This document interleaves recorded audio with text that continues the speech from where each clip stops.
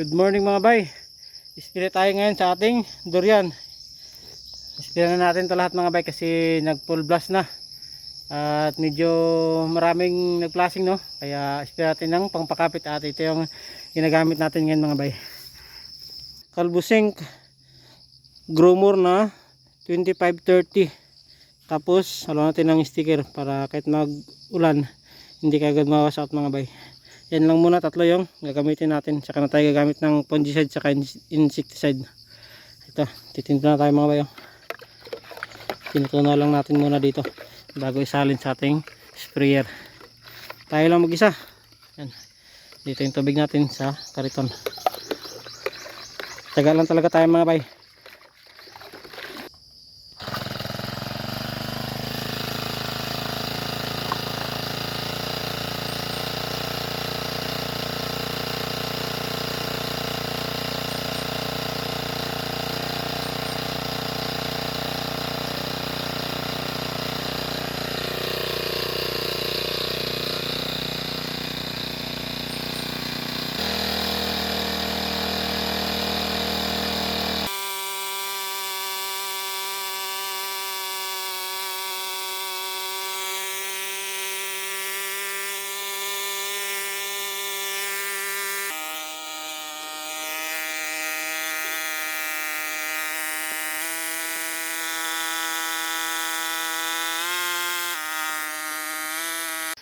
Natapos na akong mag-spray mga bay, pero yung doon muna sa dulo at hanggang dyan na sanga. Kasi itong sa mga mababa, hindi ko pa na-sprayan.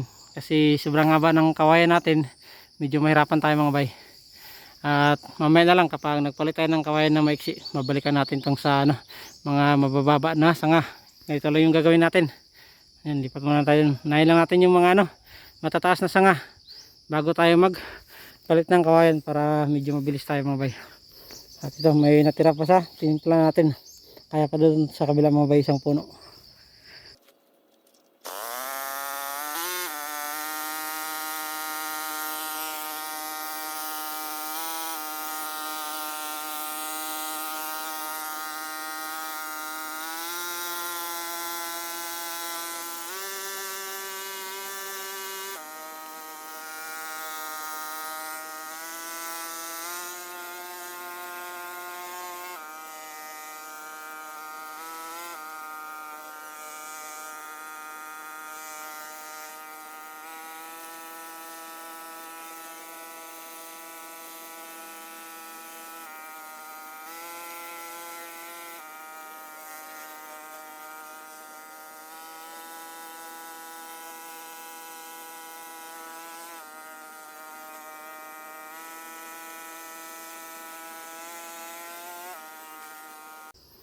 Nagpalit na tayo ng kawayan mga bay na maiksi.